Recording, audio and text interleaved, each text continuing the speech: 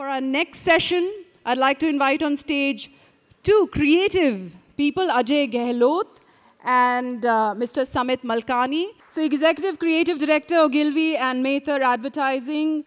Mr. Gahlaut has several talked about films on key brands and a hatful of both national and international awards. This year has been particularly fruitful. Congratulations. 8 Cannes Lions, 1 show gold, and 2 gold spikes so far. Looks like the streak might continue through 2014. All the best for that. And Mr. Samit Malkani, Creative Director, Google India, reader, writer, geek, began his career writing television commercials and print ads, moved on to digital, and over the last 11 years has won awards, Indian and international, for campaigns like Jagore and Kolaveri. You can blog about digital trends at what'sandinsight.com and tweet about digital trends on his handle, which is Jedi by night. Is that correct? Jedi by night. Good evening, everyone. What we are doing is we'll share now storytelling. Obviously, storytelling is the best form of communication. Human beings love stories. All of us love to consume stories. That just it just goes the way the movie industry is booming. It's just so normal and natural for human beings to communicate through stories. So there's no doubt about that. Now, how do we tell these stories to different generations? So I thought I would share with you a video. Google, Samit works at Google now. Google in the US had done a project called the Rebrief Project.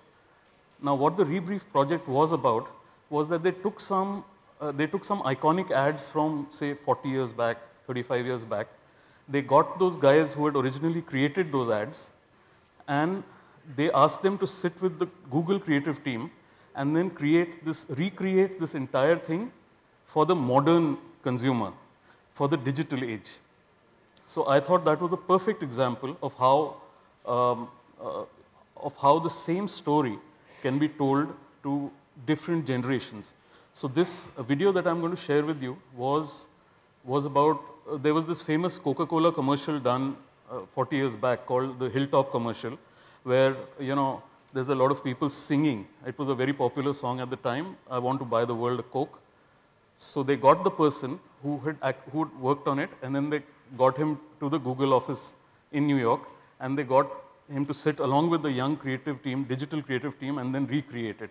So that's a really interesting and compelling sort of example of how the same story, the same message, the same thought can be communicated to different generations, and how completely different it is, and yet how it's absolutely the same. Now, the differences are obvious. 40 years back, it was more of a one-way communication. It was the brand talking to the consumer and telling them, what it was all about. And 40 years later, the consumer has changed. The youngsters these days, they don't just want to be talked at, they want to talk back, they want to interact, so it's not about, okay, don't just tell me about, I want to buy the world a Coke. Actually allow me to buy the world a Coke, which is what this entire project was about, this whole Hilltop thing. So I thought this was a fabulous example. In fact, some of you might like to go on YouTube and see the others. They did a fabulous job with, there was this famous ad long back, print ad, which said, we are Avis, we are number 2, so we try harder. It was a really, really famous ad, advertising Hall of Fame kind of thing. And you should see what they did with that. Then there was another one for Volvo which said, drive it like you hate it. So all these cases are available on YouTube. You might like to go and take a look. It's really worth the time. Okay, so I've got a few more things to share. Basically, I wanted to show you a couple of ads because, watching the ad will be much more fun than hearing me speak. But basically, the point I wanted to make with that was that, this whole thing about stories. You tell different people different stories. So if you talk to a younger set of audience, you tell that person a story that he wants to hear. a slightly older person in a different life stage, another kind of story. And then there are universal stories. This youngster, they love to do the clever thing. They love to express themselves. They love to, put one over other people, to use their, smarts to outwit the rest of the world and get ahead. So that's how you would talk to somebody, and that's how this particular brand would like to talk to its consumers. Now here there was this, everyone talks about some feature of the AC. It's got some oxygen, or it's got, it clears the air or whatever. So, but there were no human stories, and stories like I said, are the most important thing when you want to connect with human beings. So we decided to create a character. Now the theme for the campaign was that this air conditioner works in all weather, because it dehumidifies. It sort of, in the winter it turns into a heater, and it works as an AC, of course, as a normal AC would as well. So what we did was we created this honest government officer who keeps getting transferred. So he was a South Indian gentleman. We decided to call him Mr. Murthy, and we had a series of commercials where he would go from one place to another. So he went to Kota, where it's very hot. He went to Mukteshwar, where it's very cold. He went to Cherrapunji, where it rains a lot. So we tried to create that. So that campaign, because of the storytelling, became very popular, and Voltas went right up to #1. Mr. Murthy, has connected with people because he has a human story, and it's not just about some, filtering process in the AC or something like that. Of course, that's part of the communication, but it's because of the story that people have connected. In fact, if you've watched Chennai Express, he's there in the movie, and apparently even Shah Rukh Khan used to know him as Murthy. So that's the power of a good story, and if it's told well, it can do wonders for whatever message that you want to communicate. Now finally,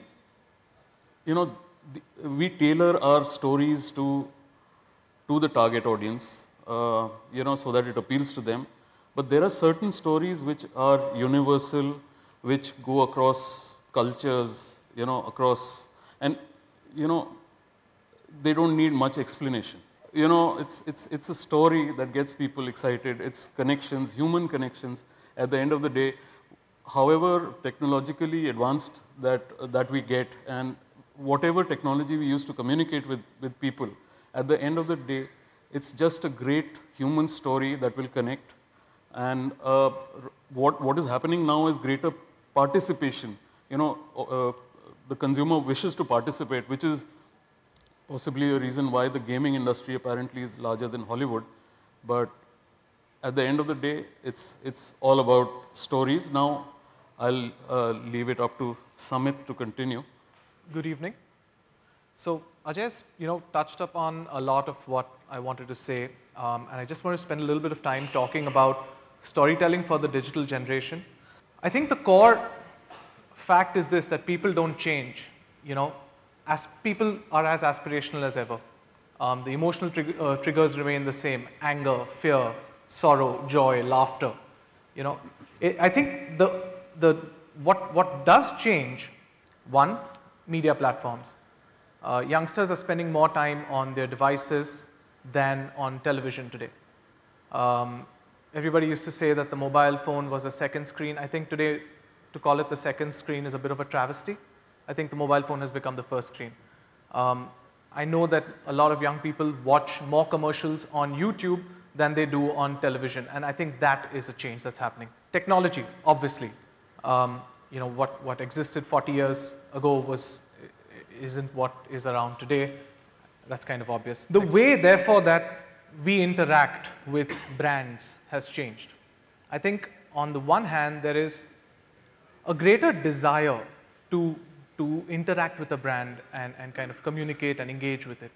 I think the generation before ours was happy to receive a message, to watch a television commercial, and either buy or not buy, or remember it or not, or talk about it or not. Whereas I think my generation, the generations after me, are far more eager to interact with a brand. and the way we interact has kind of changed. And I think, therefore, brands have had to change the way they tell their stories to make them more interactive. I think my expectations from brands have changed. I think young people expect more from brand communication. When I'm speaking about a digital generation, the average person has over 200 friends on Facebook. The average person visits about 100 websites every month. So, when a brand is on Facebook, they're not just kind of, competing with other brands. They're competing with friends of their followers. They're competing with, news stories. They're competing with a whole lot of things, and therefore they need to step up their game. And people have started expecting them to step up their game. Okay, simple examples. A very small thing. I tweeted out one day asking about a television set. I wanted to know what was the latest model and what was the price and so on. And a few people retweeted it. And all of a sudden, I had a major electronics chain reaching out to me, telling me what models were available at their stores at what price, and telling me, here's the number, just call, figure out which store is closest to you, and we'll make sure that the set is there when you want to go and pick it up, which I think is the kind of expectation that has become hygiene today. So that has been a huge change. There are 4 kind of points that broadly, again, Ajay has covered a lot of it, so I'm not going to waste too much time on it. Talk with, not to. Move between platforms. Okay, so in the old days, the 30-second commercial or the 60-second commercial was it. That was where your interaction ended. Then at some point, you would, or maybe not, catch the print ad or the radio spot. I think today we've got the opportunity to tell our story across multiple platforms. Something that begins with a video on YouTube can lead a user to a microsite, which could then culminate in something that happens on ground. So as long as we keep the experience rich, I think we can move people between platforms and tell our story across multiple platforms. Think about it as a book. Each platform is a page, and on each page you can tell a different chapter of your story. Don't just talk, do. There was a time when a brand brief would arrive. We would like to be the expert in category X. We would like to be seen as the experts in category X. And typically this would mean running 3 or 4 campaigns every year, creating 3 or 4 television commercials. But even those television commercials are just talking to. Beyond a point, you're just speaking. You're not proving anything. And I think what's happening today is brands are expected to put their money where their mouth is and kind of prove that they stand for something. The last piece is what I call deliver a reward. Now, a reward doesn't have to be an iPad, though. If all else fails, you can turn to that on Twitter, and I promise you'll trend. But people come online for entertainment, for utility, and for information. Brands don't feature. People don't come online thinking that they're going to look up the latest version of whatever product that the brand is selling. People come online to connect with friends, to watch videos, to listen to music, to download stuff. They come online to find some information through Wikipedia or through Google. They come online to access some utility like a weather report or Clear Trip or Make My Trip to book a ticket. If as a brand, I can deliver an experience that gives audiences one or more of entertainment, utility, or information, that is a rewarding experience for a customer today, for a consumer today. And that, I think, is a huge shift that has happened. So I'm not going to bore you more with talk, but I am going to talk to you about a few examples. Let users be part of the story. This happens to be a music video that was done by a band called Arcade Fire in the US. And they collaborated with Google to do this. Essentially, users were asked to log into a microsite, and they were asked to input the address of the home in which they were born. Using Google Street View, images of that address were put into the video. So each user had a unique, personalized music video from the band to watch, and which tied back into the lyrics and the story. Last case study is rewards. A reward can be a beautiful experience for somebody who you're trying to tell a story to. And I think that's something that I would like to leave behind with all of you guys.